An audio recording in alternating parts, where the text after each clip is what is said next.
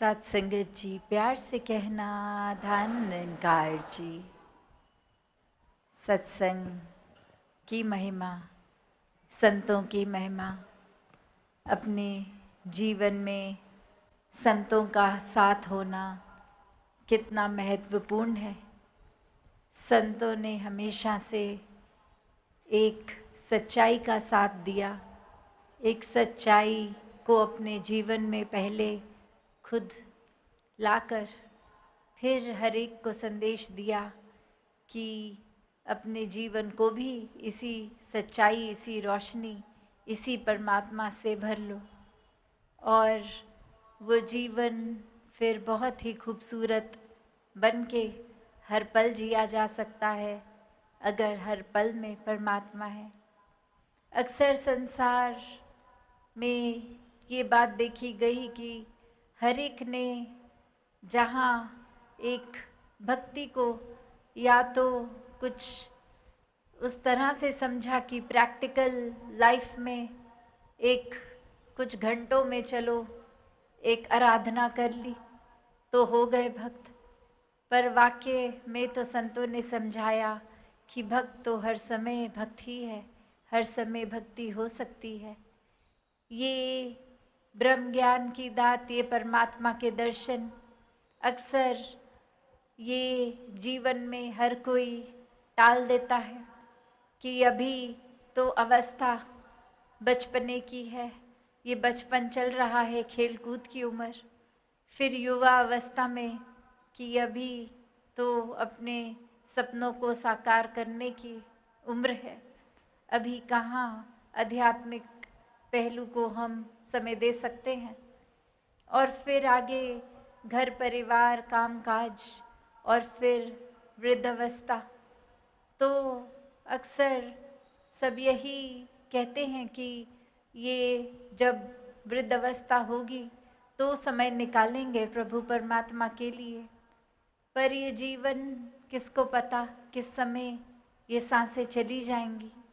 ये कोई गारंटी है भी कि हर किसी का जीवन वृद्धावस्था तक पहुँचेगा भी, और अगर पहुँचा भी तो क्या उस अवस्था में एक शरीर किस तरह साथ दे ना दे, कैसे एक मन एक उस तरह से एक वाक्य ही परमात्मा में जुड़ भी पाए।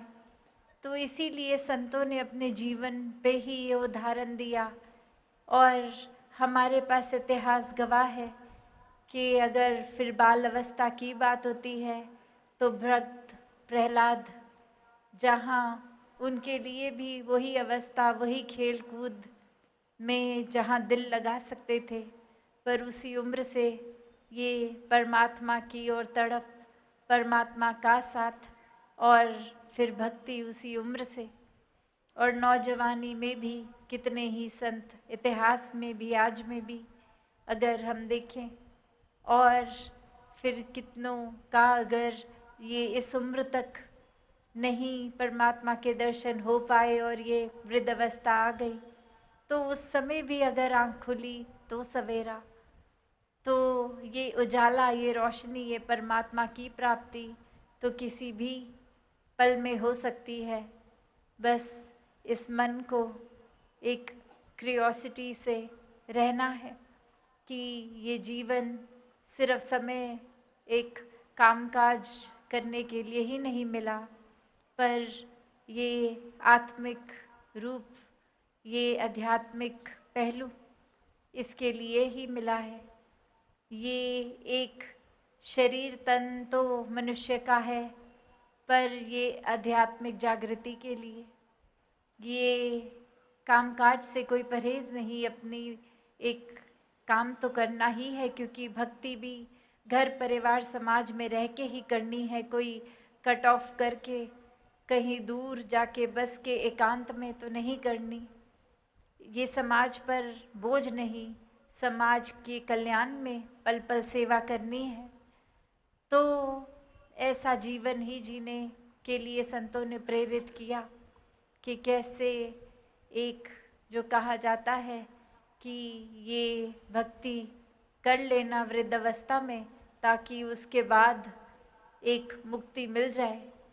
तो अब बात ये कि पहले तो यही पता नहीं कि वृद्धावस्था आएगी भी कि नहीं, और उसमें भी क्या प्रभु परमात्मा के साथ मन का तार जुड़े कि नहीं। तो फिर ये बात जो मुक्ति की, जो हर कोई धर्म ग्रंथ कह रहा है कि इस मानव तन में आए हो तो मुक्ति भी इस मानव तन में ही संभव है। ये जीवन जीने का रास्ता ही जीते जी मुक्त करा सकता है, और जीवन के बाद भी। एक कहानी भी दासी को याद आ रही है कि एक इंसान किसी रास्ते पे चलते चलते अब कहीं पहुंचने की कोशिश कर रहा है, और वहाँ एक नदी है, और नदी के अब उस पार जाना है पर रास्ता समझ नहीं आ रहा। और वहीं से देखता है उस सामने भी एक इंसान उसको ज़ोर से आवाज़ लगा के पूछता है कि मुझे उस पार जाना है, कैसे आया जाए, वो रास्ता बताइए। और वो इंसान वापस रिप्लाई कर रहा है, आप तो पहले ही उस पार हैं, मुझे इस पार आना है, मुझे नदी के उसी पार जहाँ आप खड़े हैं। मैं तो खुद ही उस तरफ आना चाह रहा हूँ, आप इस तरफ आके क्या करेंगे। तो अब बात ये कि वो इंसान अपनी मंजिल नदी के उस पार बनाए बैठा है, और जो नदी के उस पार इंसान है वो इस तरफ आना चाहता है।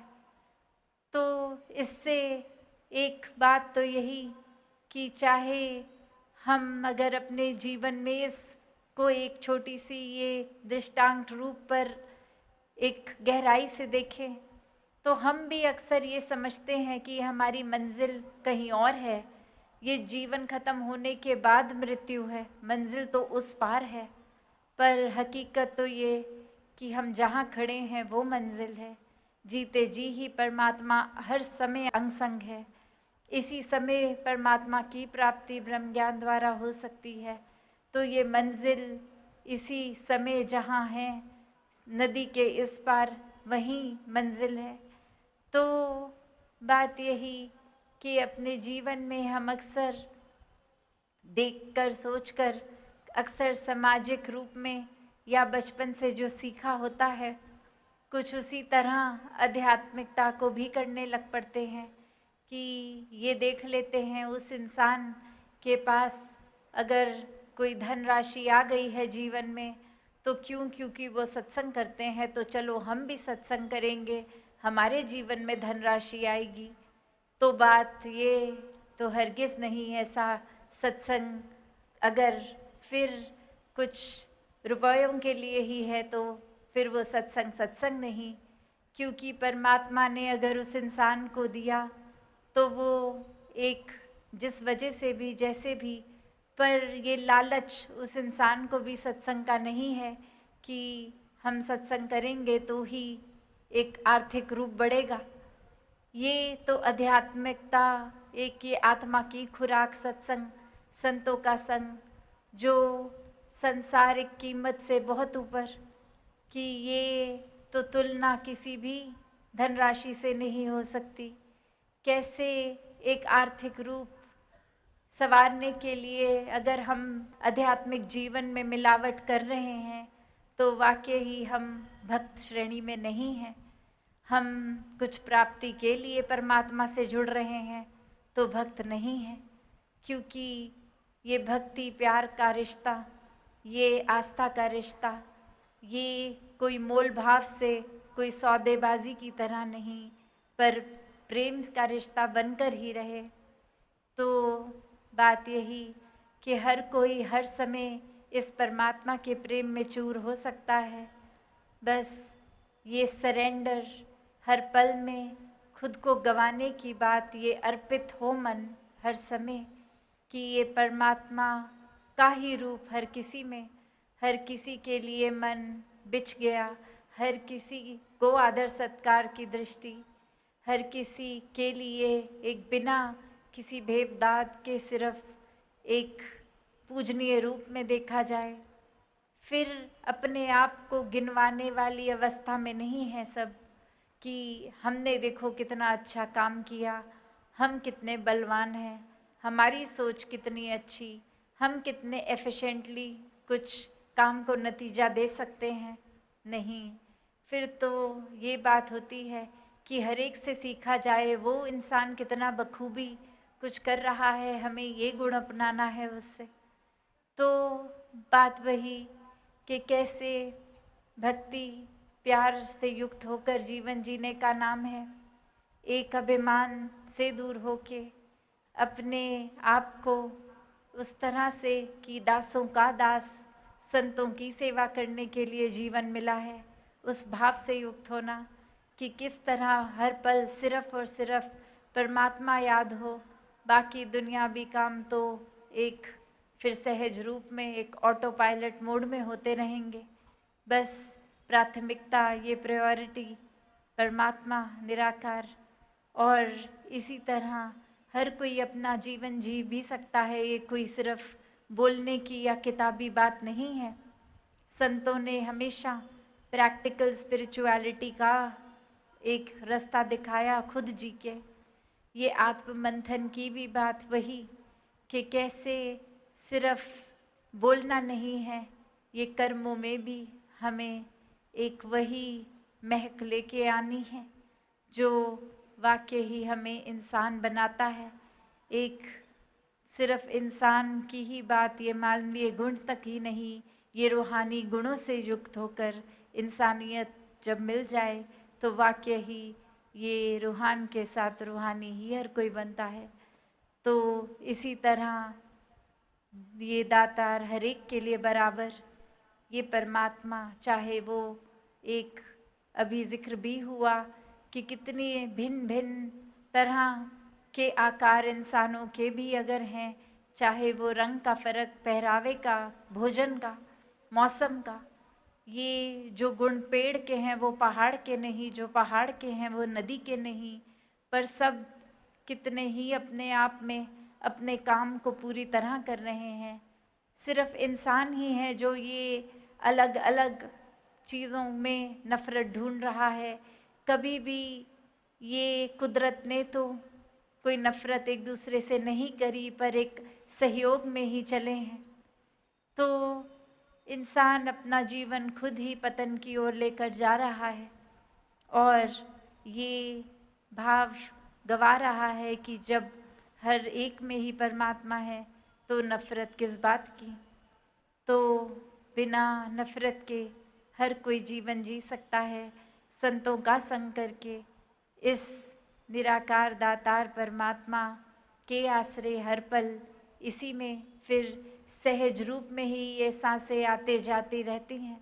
हर पल में शुक्राने का भाव, हर पल में खुद को संवारने का भाव, हर पल में सुकून, हर पल में ये सोच का मन का विस्तार, हर पल में ये आत्ममंथन अपने भीतर का ये सफ़र।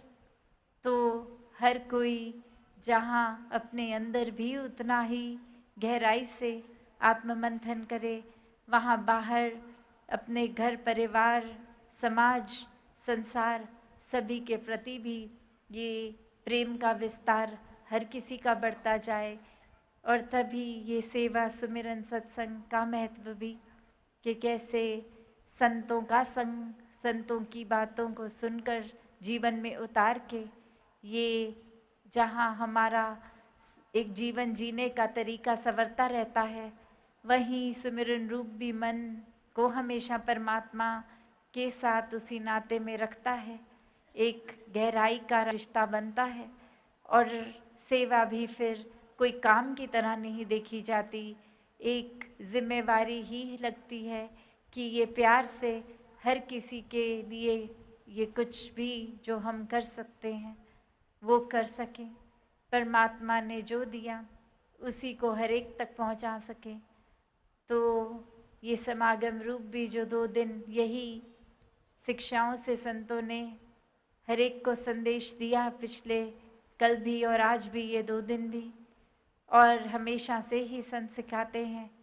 तो ये रूप चाहे अलग अलग भाषाओं का भी आज और कल में देखा कि कैसे ये साउथ इंडियन स्टेट्स की ये रूप बने, हर एक के अपनी ही गुणों से, पर बात हर एक ने इसी निराकार की करी कि ये पांडुरंग का रूप, ये विठल का रूप, ये परमात्मा, ये एक ही, इसी का आधार, इसी में सब कुछ और इसी में सब कुछ।